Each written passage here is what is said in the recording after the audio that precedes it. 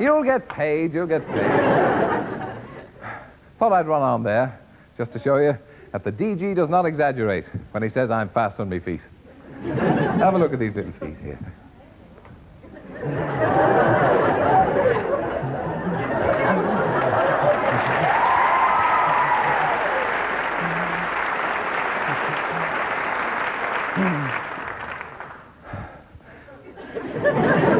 A bright good evening and a jolly weekend to you all. You all brought your Christmas presents?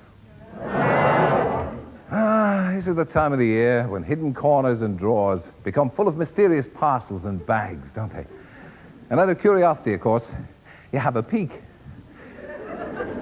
And then you spend the next 2 weeks pretending you don't know what you're getting for Christmas. I mean, I'm getting socks, aftershave, and a tie and handkerchief set. Why should this Christmas be any different? Anyway, we're all warm and snug here, aren't we? Yes, Terry, we are. Out of the cruel winds that do blow around Shepherd's Bush. And I'm eager to be at you, and my guests. The usual cornucopia. Hope it won't be too rich for your blood.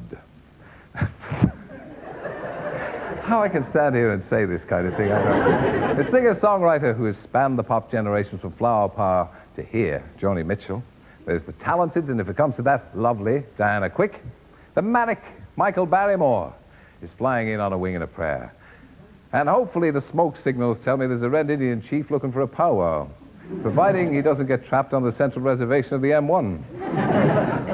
But first, the BBC have done it again. They bought another puppet series.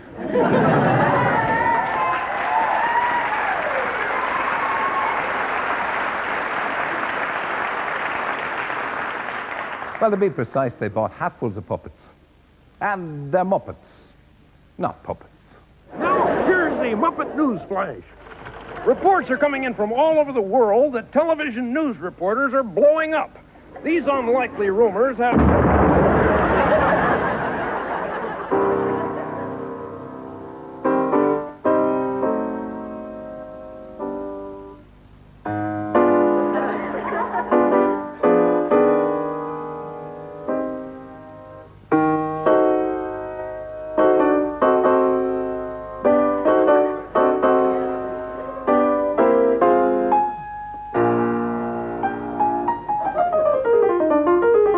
The show's running along. Make it as short as you can.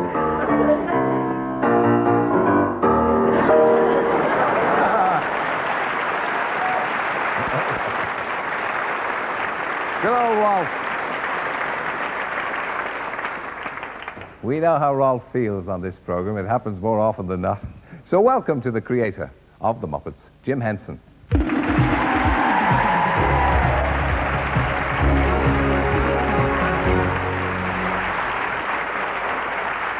Well, now, the Muppets started as characters in Sesame Street, and yet it was left to Britain to give them the big break instead of America. Why did that happen? Well, that's true. Actually, we started about, nearly 15 years before Sesame Street, actually. Really? We started in local television in Washington, D.C., yeah. But actually, it was Lou Grade who put us on the air. And, Saint Lou Grade. Lou, we had a lovely relationship with Lou for many years, and it's very nice actually to be working with Michael Grade. In early days, how did you persuade big stars? You've got huge stars in the Muppets. How did you persuade the first stars to appear with puppets? Because it's not exactly the kind of thing a star will do, is it? Well, actually, we had a number of friends in the business, and Lena Horne did our show. She was one of the first big stars to do it. And she wasn't doing any television in those days. And so once she had agreed to do it, then it was very easy, and a lot of other people came in. Did you have to instruct them for any great length of time of how to act with a puppet? Because it's a completely different thing to do.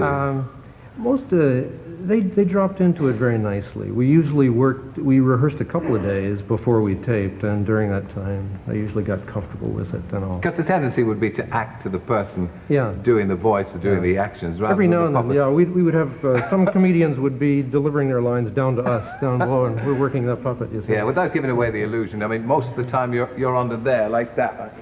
We're working away. We work generally standing up, with the character over our head like that. Yeah. The BBC1 are showing Muppet Babies. Now, we haven't seen any Muppet Babies. Are they enthralling little creatures, are they? This is a new, it's an animated show that we put on the air in the States this past year, and it's working very nicely. It's imagining those characters, what they were like when they were kids, and so they're all little babies in the nursery. But isn't Kermit going to be a tadpole or something?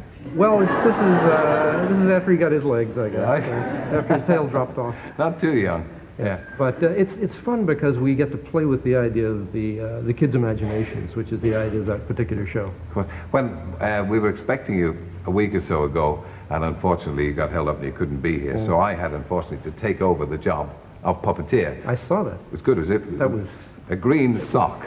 I had a green sock.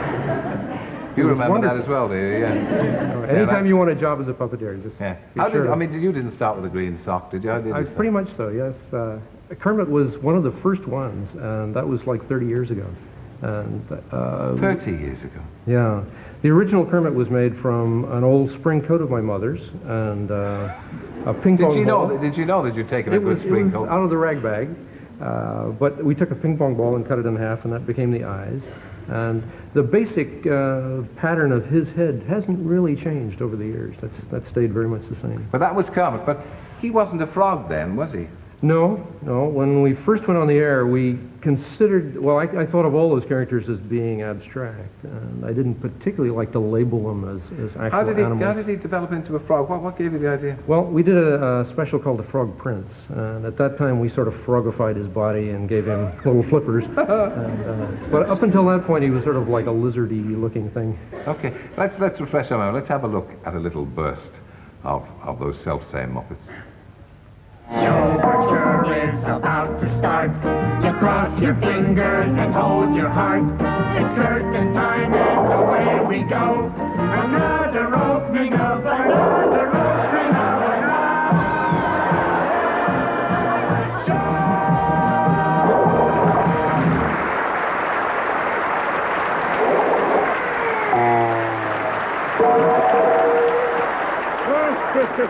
Well, that stopped them.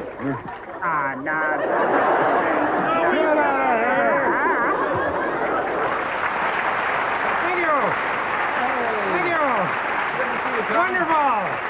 It's wonderful being here. It's nice to see you, Terry. How good to see a great superstar like yourself Wow. demean yourself by coming on this show.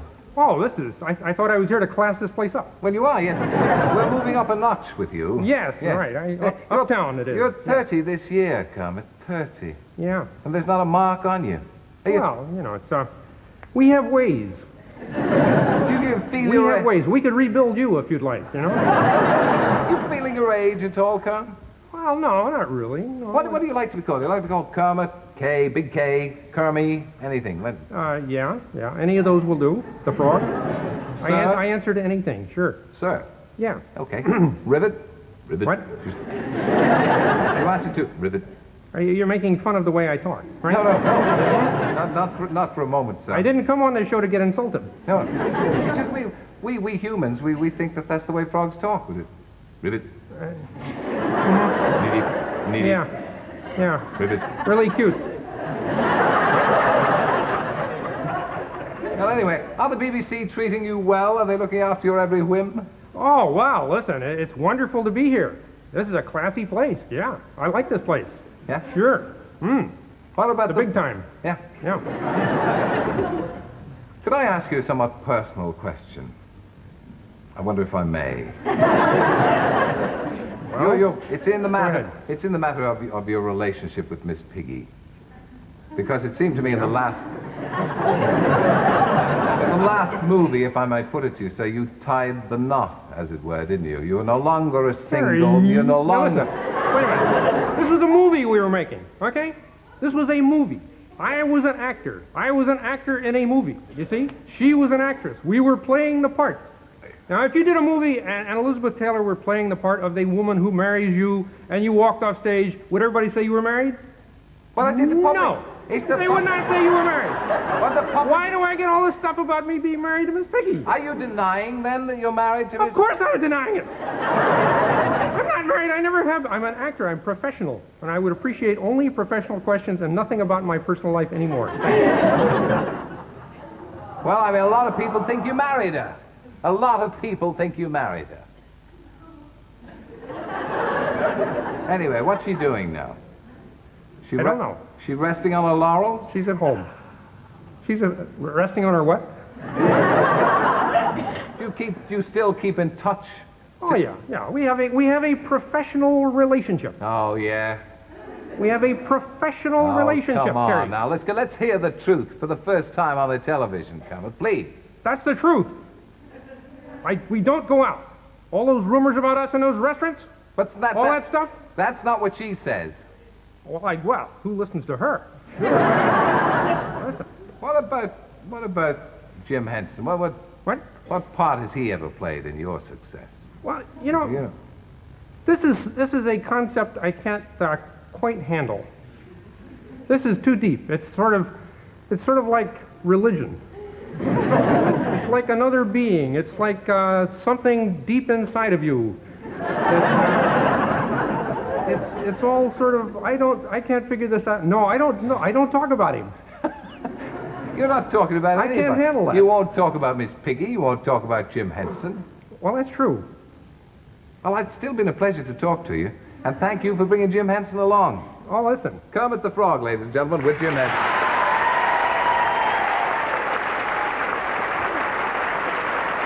That's wonderful. Thank you.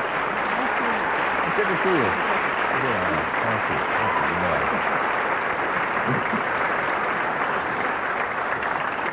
I'm sorry that interview got a bit edgy there.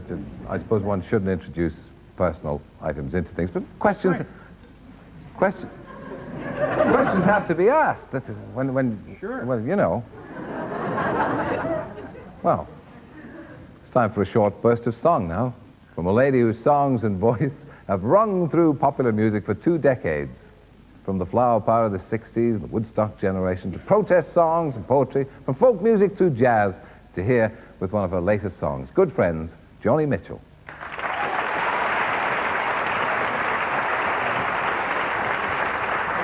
Joni Mitchell. Now, the theme, what is the theme behind this track from the new album, behind the new album altogether?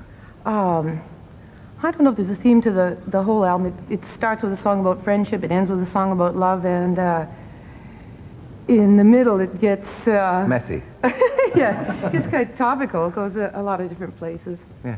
Without giving offense, to what do you owe your longevity in the business? Smoking. Smoking. And a lot of drinking. And a lot of drinking. Yeah.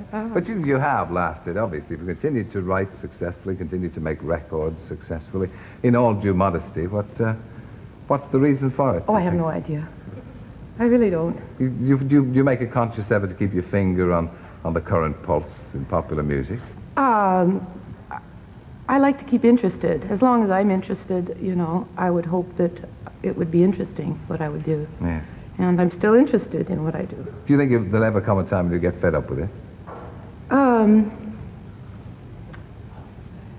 like to paint. You know, that's the only thing that could sidetrack me, is that the painting would take over. Do you look? But you know, after today, I mean, this was so much fun. You know, every time you get out and sing, no, it wouldn't enter my head on a day like today. Do you look back to the 60s at all, and those great halcyon days, and Big Yellow Taxi and all those big hits? Do you look back on the Flower Power days and the Woodstock days with any kind of nostalgia? Do you wish that they were back? Do you wish I try that they not to continued? look back. No, they'll never come back. I mean, Woodstock was Woodstock. There'll never be another Woodstock. There was never another concert quite like it. They all have their own character, each festival. Are you happy with the way it's progressed, popular music, or do you think it could have gone in another and a better direction? I like the synthesizers. I think they're fascinating instruments, you know. Yeah. The potential is still untapped because they can make any sound known and some unknown. Yeah. And you still got your Canadian accent? Yeah, it gets thicker when I get over here. Well, it's nice to see you. Joni Nice to see Mitchell, you, good to Terry. see you. Thank you for joining us.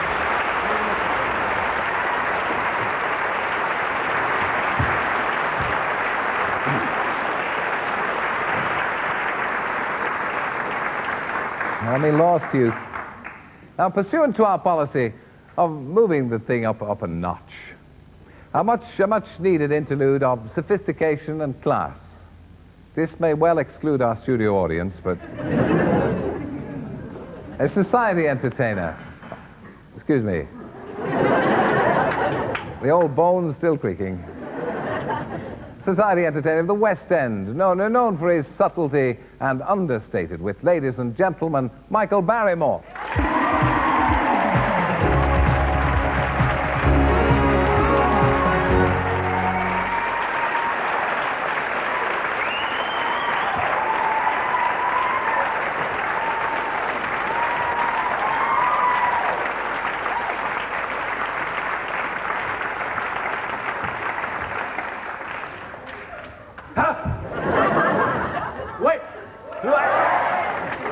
Welcome, my boy. Good boy. How are you? Good to see you. One of your first jobs on TV was sneaking up behind people. Your second job was as a TV...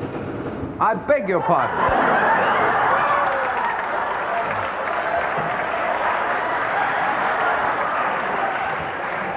Now, obviously that curry was a mistake.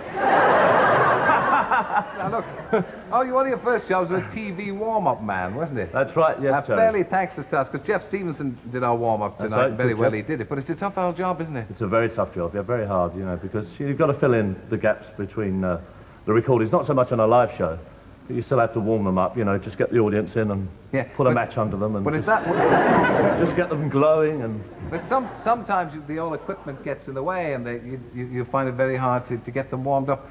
But is that where the equipment gets in the way, yes. Yes. The television equipment. The television equipment, yes. Yeah. But was that where you learnt how to handle an audience? Because I've watched you on the stage, and you work an audience beautifully. You get down among them, and you act aggressively to them. Oh, well, yeah, hopefully in a nice way. I mean, well, of course, there are two ways of doing it. I mean, you can stand there and, you know, attack somebody and say, oh, you've got this and you've got that. But I think the best way is that I might try and make them feel as part of the act, as part of, you know, that they're just stooging. Oh, they are. Without pay. Quite. Yes, I used to use my letters on the radio with the same principle, yeah. Oh, you get letters, do you? Yeah, yes, quite. No, not anymore now. But, you started with a rock band. Were you a headbanger? A headbanger? Yeah. Oh, you mean like, you know, all those funk songs? I've been going out with a girl, her name is Julie. She has got very large hands, she nearly squashed my... That sort of thing. Well, it's the sort of thing I used to do. I don't do it anymore.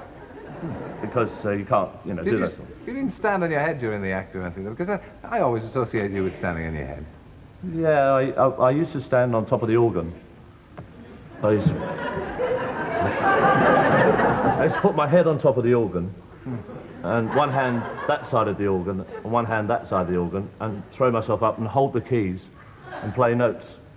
I couldn't play the organ, that's the way I got round it. Very good ploy. The hallmark of the act was your impression of Cleese.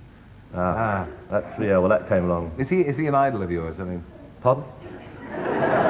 I'm sorry, are you talking to me? Right, no, right, no, obviously you want... No, please, look, is this... Look, you stay there. No, I wanted to know... All right, obviously the DJ wants something better than this. You talking to a frog all the way through, it's not necessary. Right, now let's, I'll sort this out for you. Right. Ah, hello, dear, how are you? Nice to see you. Come on, Sybil, up you come with me, dear.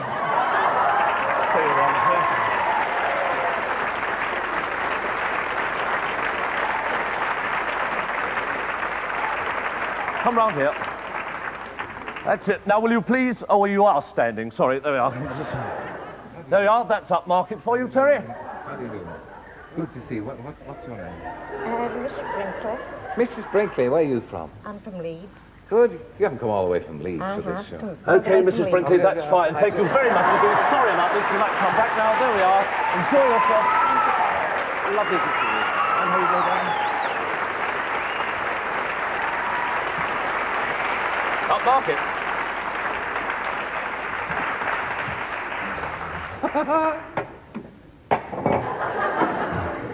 You'll go. It's hard to believe.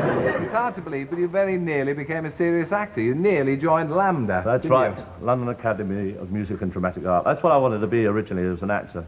Yeah. I mean, you know, things like today when you go to the cinema. When was the last time you went to the cinema? Terry, I mean, I know you're very busy. But... Oh, last week, yeah. Like last time I went, I came with my wife to London. We went in the cinema, And we went up to the box office, and I said, "Can I have 2 for the balcony, please?"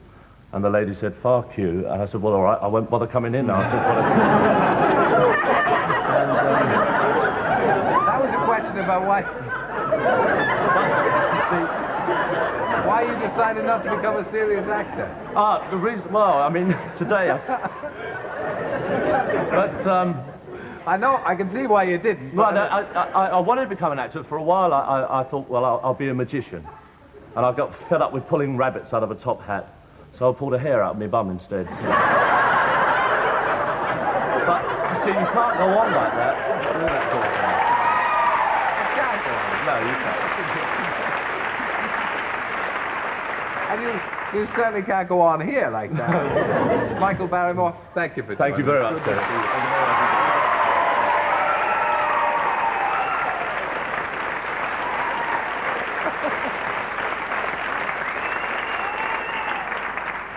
I hadn't heard any of those before, but there you are.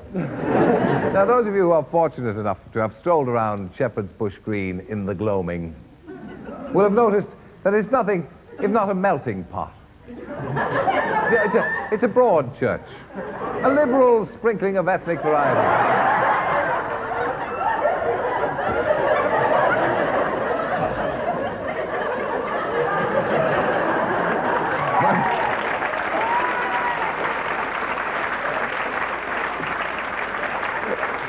Where all creeds and colors mix in a merry melange.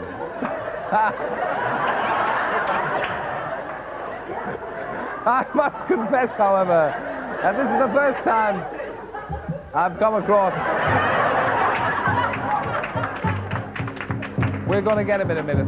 A member of this particular tribe, Chief of the Tioga Red Indians, Chief Joe Sierra.